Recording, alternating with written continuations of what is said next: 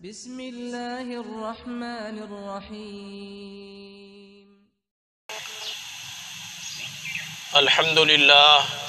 الحمدللہ وکفا وسلام علی عبادہ الذین اصطفى اما بعد فاعوذ باللہ من الشیطان الرجیم بسم اللہ الرحمن الرحیم والکاظمین الغیظ والعافین عن الناس واللہ یحب المحسنین صدق اللہ العظیم۔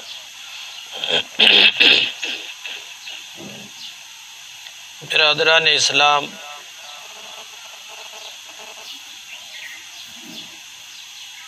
کچھ چیزیں تو انسان کے اندر اخلاق حمیدہ ہوتے ہیں اور کچھ رذائل ہوتے ہیں۔ اخلاق حمیدہ میں صبر ہے، شکر ہے، تواضع ہے، عاجزی ہے، انکساری ہے، ملنساری ہے، وغیرہ وغیرہ۔ اسی طرح سے کچھ رذائل ہوتے ہیں۔ دیکھیے، مذہب اسلام ایک ایسا مذہب ہے جس نے ظاہری پاکی کو بھی اختیار کرنے کے لیے کہا ہے، اور قرآن پاک میں فرمایا وَذَرُوا ظَاهِرَ الْإِثْمِ وَبَاطِنَهُ، یعنی ظاہری گناہ کو بھی چھوڑو اور اندرونی گناہ کو بھی چھوڑو۔ پاکی کے لیے بھی ہمارے یہاں اسلام میں صفائی بھی مطلوب ہے، اور صفائی کے ساتھ ساتھ میں پاکی بھی مطلوب ہے۔ ایک آدمی نے لباس پہن رکھا ہے، بہت سفید زرق برق، کوئی دھبا داغ اس پہ ہے نہیں، بظاہر اسے ہم کہیں گے کہ یہ صاف لباس ہے، لیکن اگر اس نے پیشاب کے چھینٹے اس پہ لگا لیے ہیں تو پھر اب ہم اس کو صاف تو کہہ سکتے ہیں، پاک نہیں کہہ سکتے۔ یہ جو آپ کو سفید لباس والے نظر آتے ہیں اور مختلف طرح کے لوگ نظر آتے ہیں اور آپ یہ کہتے ہیں کہ یہ دیہات کا رہنے والا آدمی بڑے گندے ہوتے ہیں، یہ اگر آپ ان کے اندرونی حالت کو دیکھو تو یہ استنجے کے بعد میں پانی کا بھی استعمال نہیں کرتے ہیں، مہینوں مہینوں نہاتے نہیں ہیں، جسم کے قریب آنے سے بدبو آتی ہے۔ ایک آدمی نے کرتا پہن رکھا ہے، ٹھیک ہے اس پہ گرد و غبار بھی ہے، ہلکا سا میل کچیل بھی ہے، لیکن وہ میلا تو ہو سکتا ہے لیکن وہ ناپاک نہیں ہے۔ تو اسی طرح سے ظاہری اعتبار سے لباس کو صاف اور پاک رکھنے کا ہمیں حکم دیا ہے، اسی طرح سے ہمارے اندر کی صفائی کا بھی ہمیں عین حکم دیا گیا ہے۔ ایمان ہے، ایمان اندر کی چیز ہے، عقائد ہے، یہ اندر کی چیز ہے، دل کی صفائی نہایت ضروری ہے۔ آپ نے حدیث سنی ہوگی، جناب رسول اللہ صلی اللہ علیہ وسلم کا ارشاد گرامی ہے کہ جسم انسانی کے اندر ایک گوشت کا ٹکڑا ہے، اگر وہ صحیح ہے تو پورا جسم صحیح ہے، اور اگر وہ خراب ہے تو پورا جسم خراب ہے۔ اور آپ نے پھر فرمایا الا وہی القلب، وہ دل ہے۔ تو دل اگر صحیح ہے، انسان کا نیت صحیح ہے، تو انسان کا ہر عمل اللہ کے یہاں قابل قبول ہے۔ تصحیح نیت ہی اخلاص ہے، نیت کا صحیح ہونا ہی اخلاص ہے۔ ایک آدمی، جیسے حدیث میں آیا ہے کہ 3 آدمیوں کے بارے میں کہ وہ ایک بہت بڑا سخی ہوگا، ایک بہت بڑا عالم ہوگا، اور ایک مجاہد فی سبیل اللہ ہوگا، اور ان تینوں کو میدان محشر میں کھڑا کیا جائے گا، اور یہ کے بعد دیگرے سوال کیا جائے گا اور ان سے پوچھا جائے گا۔ علم والا کہے گا کہ ماں کی گود سے لے کر کے قبر تک میں نے علم سیکھا اور سکھایا، لیکن اللہ تعالیٰ کی طرف سے یہ اعلان ہوگا، یہ آواز آئے گی کہ تم جھوٹ بول رہے ہو، تمہاری نیت یہ تھی کہ دنیا میں تمہیں لوگ مشہور ترین عالم کہیں، وقت قیل، وہ دنیا میں کہا جا چکا، یہاں کوئی حصہ نہیں ہے، فرشتوں اوندے منہ دھکیل دو جہنم کے اندر۔ ایسے ہی مال و دولت آدمی سخاوت کر رہا ہے، لیکن دل کے اندر نیت یہ ہے کہ شہرت ہو جائے، لوگ دان داتا کہیں، سخی کہیں، تو پھر وہ مال چاہے پہاڑوں کی مقدار میں خرچ کر دو، اللہ کے یہاں اس کی کوئی حیثیت اور حقیقت نہیں ہے۔ تو میرے بھائیوں، عزیزوں اور دوستوں، اندر کی صفائی مطلوب ہے۔ انسان کے اندر اچھے اخلاق پنپنے چاہیے۔ صبر کیا ہے؟ یہ بھی اندر کی چیز ہے۔ شکر یہ بھی اندر کی چیز ہے۔ صبر و شکر اس کا اظہار زبان سے ہوتا ہے، اصل یہ اندر کی چیزیں ہیں۔ حلم ہے، برداشت ہے۔ اگر آدمی کے اندر حلم آ جائے، برداشت کا مادہ پیدا ہو جائے، تو یہ بہت بڑی صفت ہے۔ تو ایک موقع پر ایک صحابی نے جناب رسول اللہ صلی اللہ علیہ وسلم سے عرض کیا کہ یا رسول اللہ، مجھے آپ نصیحت فرما دیجئے اور مختصر نصیحت فرمائیے۔ آپ نے ارشاد فرمایا لا تغضب۔ پھر عرض کیا یا رسول اللہ نصیحت فرمائیے۔ پھر آپ نے ارشاد فرمایا لا تغضب۔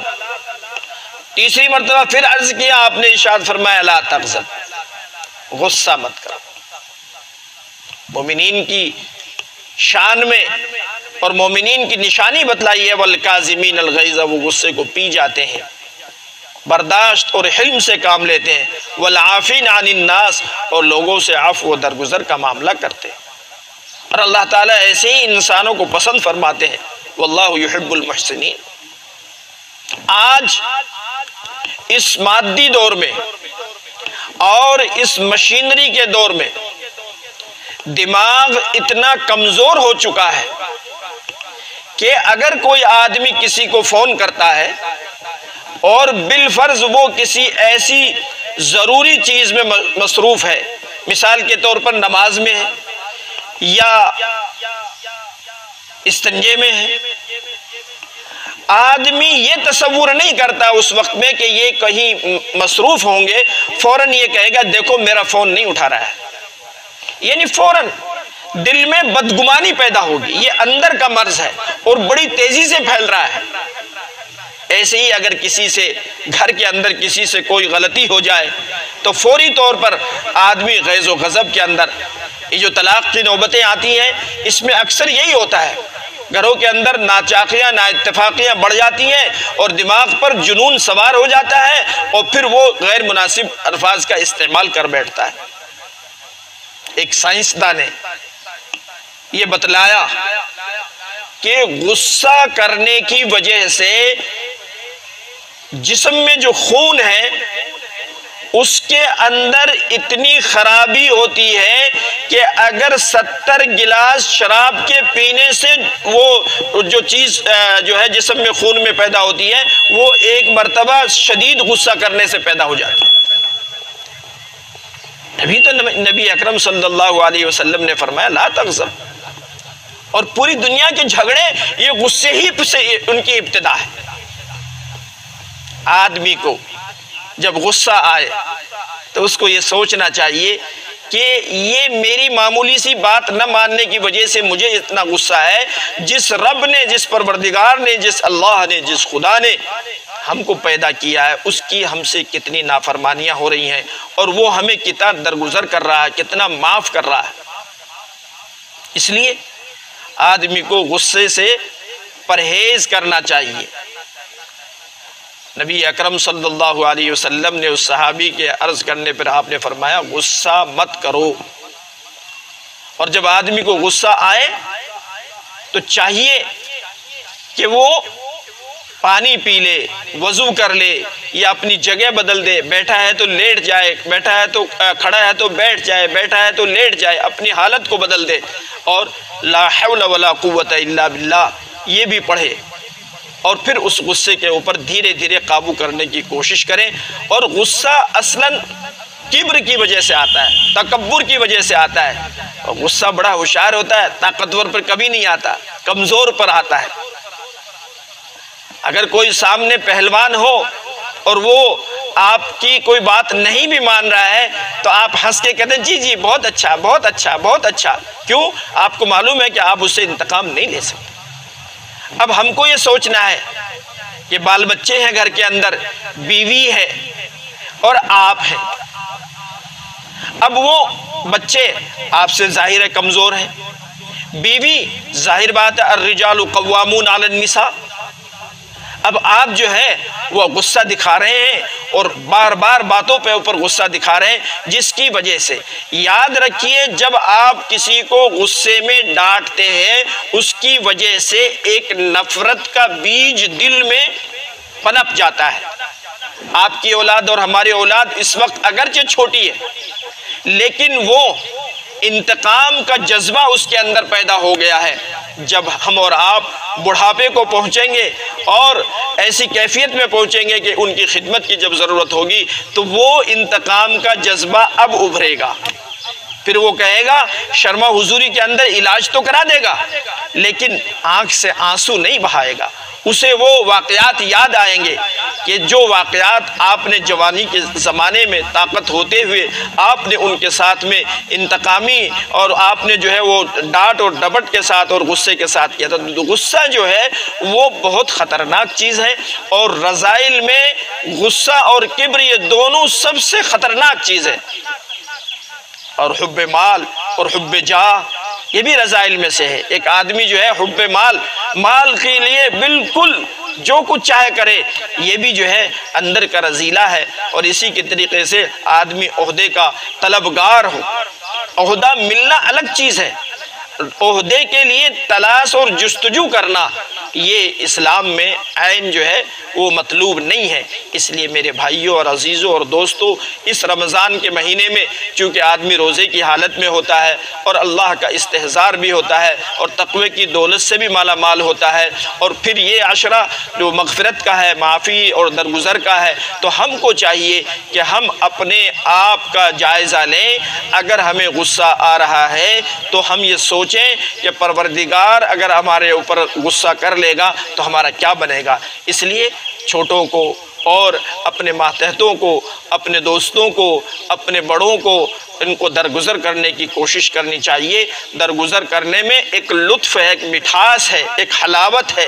اس کا احساس جب ہوگا کہ جب آدمی اس بات پر عمل کرنا شروع کرے گا۔ اللہ تعالی ہم سب کو غصے سے بچنے کی توفیق عطا فرمائے، اور اللہ تعالی صبر اور حلم اور اخلاق حمیدہ ہمیں عطا فرمائے۔ وآخر دعوانا الحمدللہ رب العالمین۔